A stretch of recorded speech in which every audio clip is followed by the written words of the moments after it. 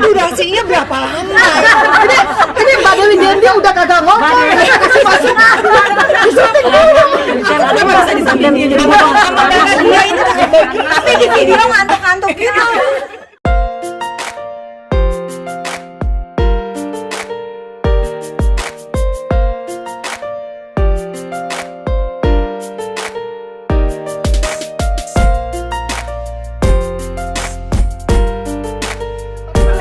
Mbak Lela ada yang mau tanyain juga. Iya, Mbak Lela Bismillahirrahmanirrahim. Assalamualaikum warahmatullahi wabarakatuh. Waalaikumsalam. Halo teman-teman, hari ini kita silaturahmi kegiatan alumni Korlat 1226 angkatan 26 Al-Azhar Pejaten. Al-Azhar 2 Pejaten. Al-Azhar 2 Pejaten angkatan 26. Nah, hari ini kita silaturahmi pertama loh setelah PPKM. Nah, jadi sharingnya tuh nggak sekedar makan-makan dan senang-senang aja, tapi kita punya ilmu yang akan kita dapat. Amin. Jadi teman-teman di sini mau sharing, ada coach yang sudah hadir di sini. Halo coach. Coachnya gratis. Coachnya mahal. Bayar gratis. Dibayarnya pakai pahala. Amin. Nah, jangan Mbak. Sekarang kopinya kita ya. Kopi jangan lupa ya.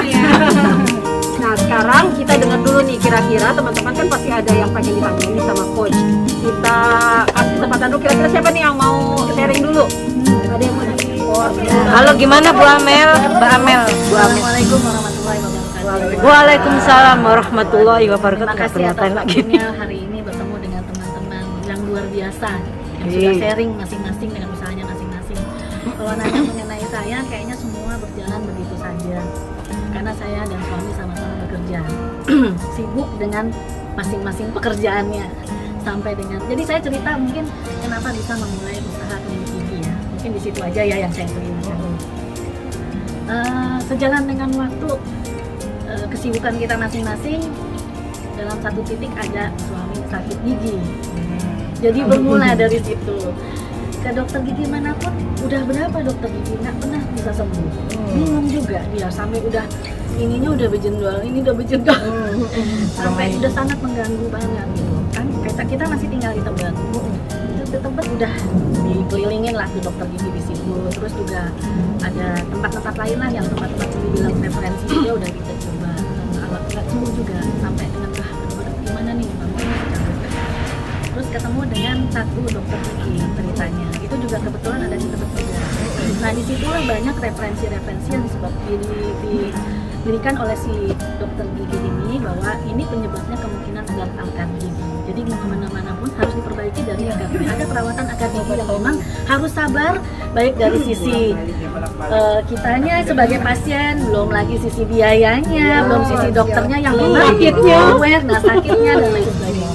Akhirnya banyak referensi dari dokter ini yang membuat ditelatin sama suamiku. Akhirnya sembuh. Alhamdulillah dia udah senang banget sampai akhirnya dia berpikir ini dokter kok kita ini ya, kita sama-sama kerja yang bisa bilang ini komunikasi bagus banget gitu ya. Ini komunikasi bagus banget, terus kok enak banget diajak untuk berbicara, tukar pikiran dan lain sebagainya. Akhirnya kita ajak bekerja sama gitu. Itulah awal bermulanya. Tapi bagaimana nih? Kita pelaku bisnis kasarnya seperti itu dan dia adalah dokter yang bergerak di bidang jasa. Jadi mau nggak mau banyak berbicara, akhirnya kita bicara mengenai kerjasama yang bisa dilakukan antara seorang bisnis dengan pebisnis dengan seorang dokter gigi, tapi tanpa hal-hal yang mengganggu tetap pasien nomor satu. Kita harus lihat seperti itu. Dan pengalaman saya kebetulan di bank yang terakhir adalah sebagai service quality yang memang bisa dibilang service number one.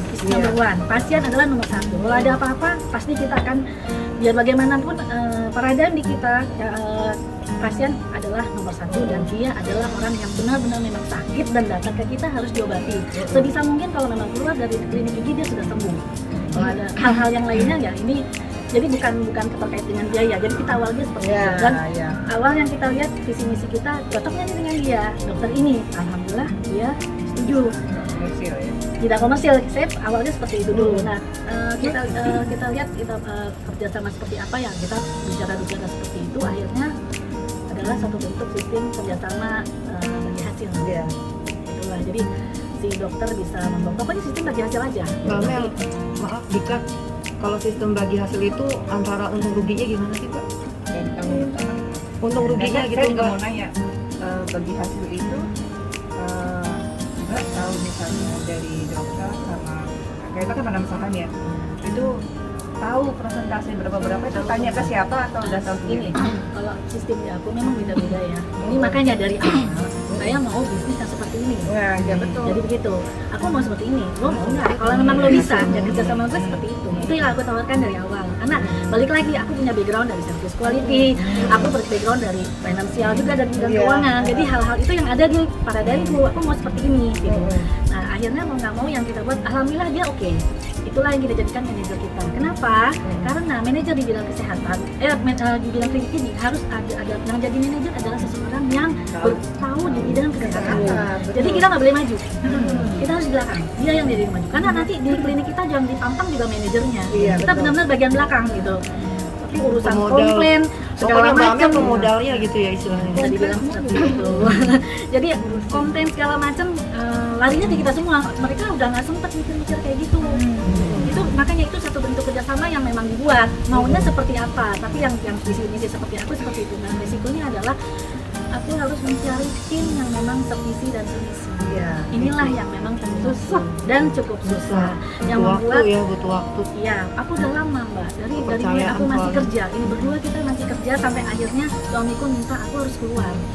Gitu loh. Nggak bisa nih gini karena suamiku belum bisa keluar gitu. Kasarnya masih namanya kepala keluarga ya kayak gitu. Jadi setidaknya aku yang harus keluar. Aku lah, bismillah lah gitu. Padahal aku juga lagi aduh anginnya lagi ribut gitu ya. Enak banget kan lagi zona yang gitu. Ya sudahlah gitu ya. Apalagi banyak hal lah yang membuat aku harus berpikir ya udah aku keluar gitu. Nah sejalan dengan waktu itu juga yang lebih sulit itu adalah people. People yang satu dokter dulu lah ya. Nah, yang sesuai visi misi dulu nih dokter. Nggak gampang loh. Karena peran utama adalah dokter. Yang bisa sevisi dan semisi. Dokter itu punya pikirannya sendiri-sendiri.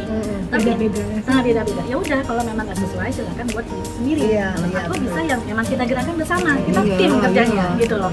Akhirnya dapatlah beberapa. Walaupun yang spesialis juga alhamdulillah ya Pak. Ada yang meninggal kemarin nggak bisa itu salah satu spesialis dokter kita. Nah itu udah. Nah, kemudian adalah yang tadi pertanyaan Mbak Riri, bagian keuangannya, bagian apa namanya, reception, administrasi. Itu memang kita pakai sistem langsung jadi computerized. Aku dari awal aku buat sistem computerized, jadi nggak perlu karyawan banyak asalnya karena kan kita kliniknya juga kecil aja, yang penting tapi servis bisa dapatkan semua. Jadi dari situ kita bisa tarik data, jadi saya nggak perlu datang ke sana karena server remote dari jauh. Jadi aku cuma dapat laporan sampai akhir bulan, aku dapat semua. Sekomplain apapun, memang kita didik ruang admin itu jadi panjang banget loh ceritanya. Iya. Aku cuma minta diskon. Oh iya, sampai iya tuh jadi sharing ini ya. Padahal ini kan coachnya. Ilmu itu banyak dari experience. Soalnya aku ini udah berjalan cukup lama gitu. Berapa tahun Mbak Mel? Dari 28 tahun, ini tahun ke-9. Hebat. Ya banyak hal lah yang turun naik itu di awal-awal enggak. Nah, jadi kebetulan adikku juga komputer kan, aku minta jaringannya coklat. Jadi gitulah awal-awal, terus aku kerja di bank, aku minta charge biaya banknya segala macam dengan bank-bank apa sebagai bank. Jadi awal-awal itu aku libatkan teman-teman adikku semua yang untuk urusan komputerized gitu. Jadi sekarang aku nggak perlu repot-repot, mereka tinggal repot. Tapi akhirnya kalau memang ada kasarnya gini loh, aku yang kerjaan utama aku di Kemang, yang paling utama tuh memang banyak bule, alhamdulillah, dan artis, alhamdulillah. Alhamdulillah ya, walaupun kecil tapi alhamdulillah aku nggak perlu ngomong karena aku punya misi yang datang ke tempatku tidak boleh dipublish. Berarti nggak boleh foto ya? Privasi dijaga. Iya, karena hasil semuanya, terus mereka juga merasa nyaman jadinya karena aku nggak publish. Walaupun mungkin orang-orang depanku bilang itu nggak boleh, nggak ada yang boleh foto-fotoan, nggak boleh yang publish kayak gitu. Itu udah rule dari awal.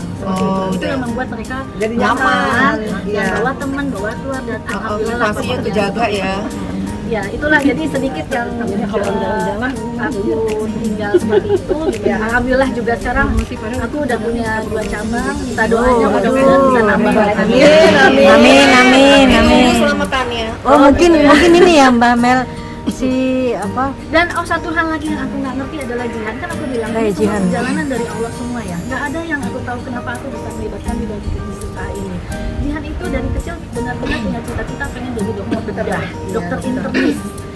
Sampai dengan kelas 12 pun masih mau jadi dokter internis. Sampai dengan kita lulus lulusan misalnya sekitar bulan Juni, Desembernya aku pergi umroh.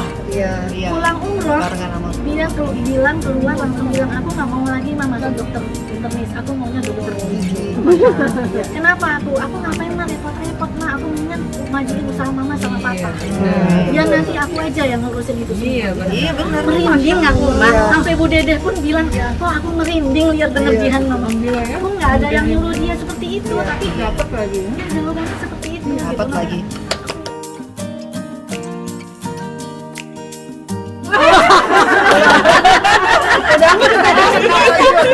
Ya kalau ditanya mengenai masa pandemi pastinya semua bermasalah. Orang kita kan ada informasi dari pemerintah harus tutup, Iya, betul. tidak boleh beroperasi. Kita benar-benar mengikuti aturan main yang dilakukan yang dibuat oleh pemerintah, termasuk dari PDGI ya.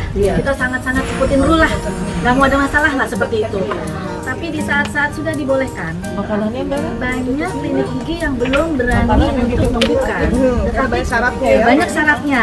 Nah, kita termasuk klinik gigi yang berusaha untuk persyaratannya apa kita penuhin semua, termasuk pakai APD jenis yang ketiga. Kan ada tingkatannya tuh 1, 2, 3. Kita pakai 3 semua. Mulai dari perawatan dari mulai dokternya Sampai vaksin semuanya alhamdulillah gitu loh. Jadi semua kita penuhi. Nah, di saat itulah ya bisa dibilang memang bisa dibilang mengalami penurunan. Tapi di saat klinik gigi yang lain tidak berani untuk membuka, tapi kita udah mulai duluan. Akhirnya banyak pasien-pasien baru yang bergabung ke kita. Alhamdulillah. Aku anggap itu suatu benar ya.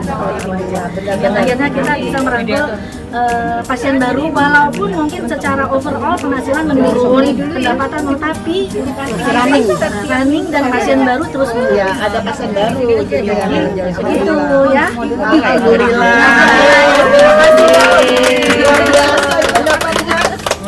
Cukup ya, cukup kan? Cukup ya. Dunia pergigian tadi. Ini masih panas? Di luar skenario semuanya. Balik lagi semua karena Allah. Kita nggak tahu mulainya dari mana, tapi begitulah awal mulanya. Ini penting nih, penting. Oke, next ke